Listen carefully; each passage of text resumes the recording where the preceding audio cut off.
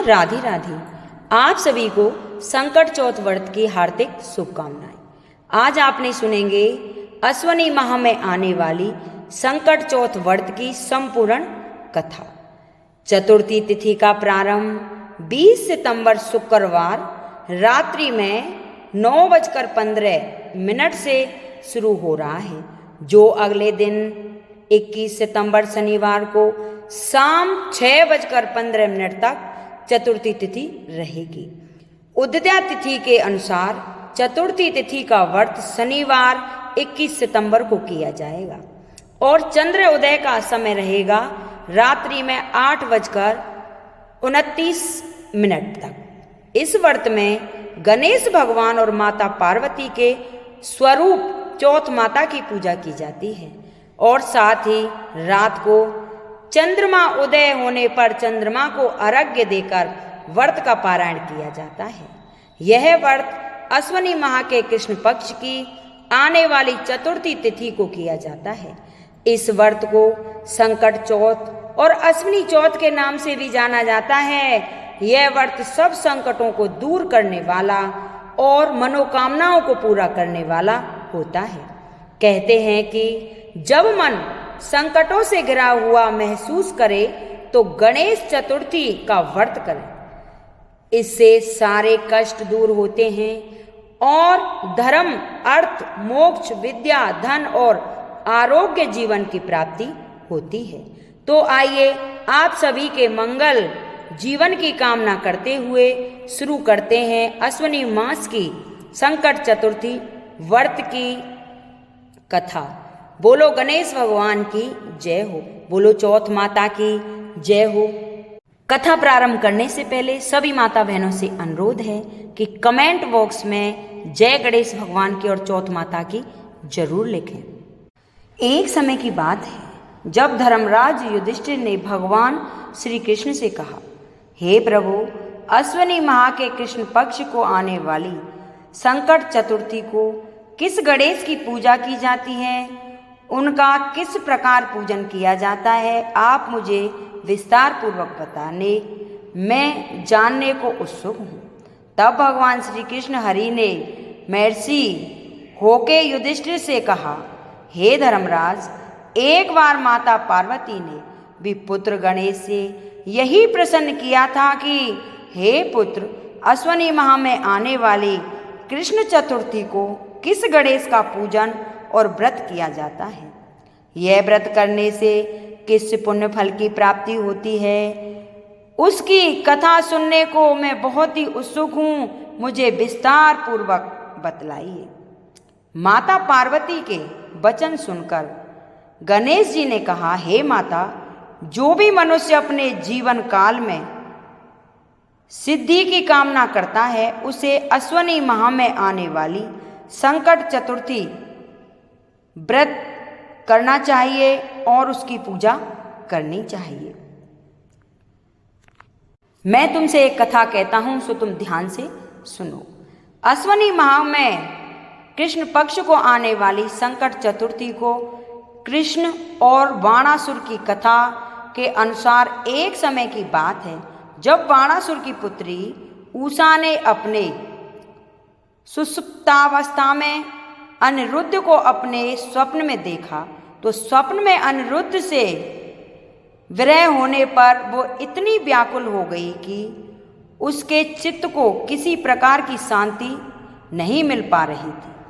प्रातः होते ही उसने अपनी सखी चित्रलेखा को तुरंत बुलवाया और अपने स्वप्न की बात उससे कही और उसने त्रिभुवन के समस्त प्राणियों के चित्र उसके बना डाले। उषा व्याकुल अवस्था में सभी चित्रों को देख रही थी। तब अचानक उसे के नेत्र अनिरुद्ध के चित्र पर जाके ठहर गए। उसने तुरंत कहा, अरे, मैंने इसी व्यक्ति को अपने स्वप्न में देखा था, इसी के साथ मेरा पाणी ग्रहण हुआ था। हे मेरी प्रिय सखी, जाओ और यह व्यक्ति जहाँ कहीं भी मिल जाए इसे ढूंढ कर लाओ, अन्यथा इसके वियोग में मेरे प्राण पखेरु उड़ जाएंगे। अपनी सखी के यह दशा देखकर चित्रलेखा तुरंत अनिरुद्ध की खोज में वहां से निकल पड़ी। सभी नगर और लोग को भ्रमण करते हुए वो द्वारका नगरी जा पहुंची। उसने वहां अनिरुद्ध को निद्रा ही में देखा तो वह बिना समय गवाए अनिरुद्ध को उसके पलंग समेत उठाकर बाणासुर की नगरी की ओर प्रस्थान कर गई। गोधूली बेला में उसने अनिरुद्ध समेत बाणासुर की नगरी में प्रवेश किया। यह प्रद्युम्न का अपने पुत्र वियोग में हाल बेहाल हो गया था और उसको एक साध्या रोग ने ग्रसित कर लिया। यह अपने पुत्र प्रद्युम्न और पौत्र अनिरुद्ध की घटना से भगवान श्री कृष्ण भी व्याकुल हो उठे थे।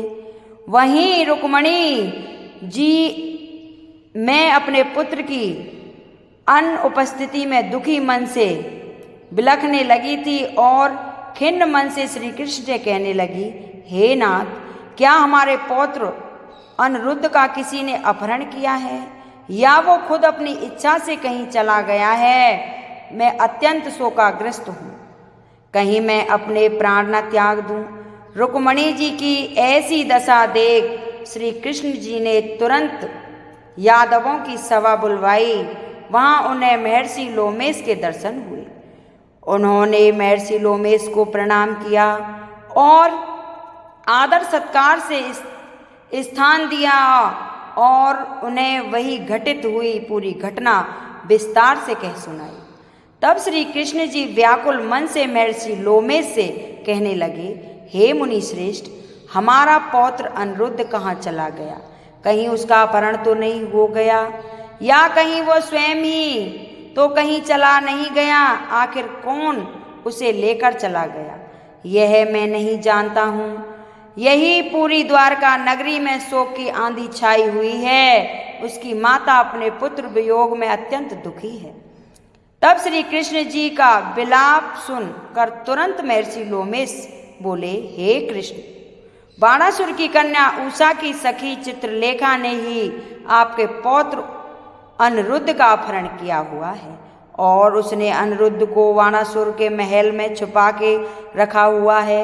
यह सारी बात मुझे स्वयं नारद जी ने आके बताई हुई हैं। अतः हे कृष्ण, आप अश्वनी माह के कृष्ण पक्ष को आने वाली सक्टा चतुर्थी का अनुष्ठान कीजिए।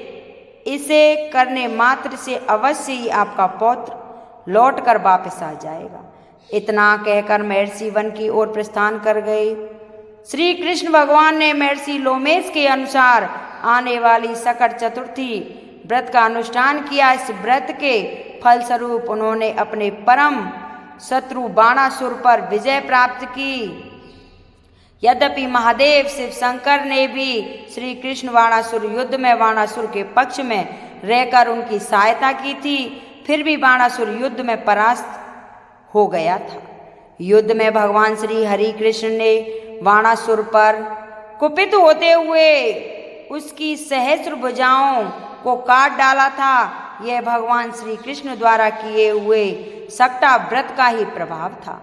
भगवान श्री कृष्ण जी को प्रसन्न करने और अपने जीवन के संपूर्ण विघ्नों को हरने के लिए इस व्रत के समान और कोई दूसरा व्रत नहीं है। भगवान श्री कृष्ण कहते हैं, हे कुंती नंदन, आपके मार्ग में आने वाली समग्र विपत्तियों के नाश के लिए अश्वनी माह के कृष्ण पक्ष को आने वाली संकष्टी चतुर्थी व्रत के पर्यायी और कोई व्रत नहीं है। अतः इस व्रत को हर कोई मनुष्य को अवश्य करना चाहिए। इसके प्रभाव मात्र से आप अपने शत्रुओं पर विजय प्राप्त करेंगे एवं राज्य अधिकारी भी बनेंगे। इस व्रत की महिमा का गान बड़े बड़े विद्वान भी नहीं कर पाए। हे राजन, मैंने इस व्रत का अनुष्ठान स्वयं किया है, इसलिए आपसे मैं कह रहा हूँ। ये थी संकष्टी चतुर्थी व्रत कथा। अब आइए आपने सुनते हैं 12 मासी चौथ कथा। इस कथाओं को हर माह में आने वाली हर चौथ को सुनना चाहिए। अगर नहीं सुनते हैं तो व्रत हमारा अधूरा रहता है। बोलिए चौथ माता की जय। एक नगर में एक बुढ़िया माई रहती थी। वह अपने बेटे की सलामती के लिए 12 महीनों की चौथ का व्रत करती थी।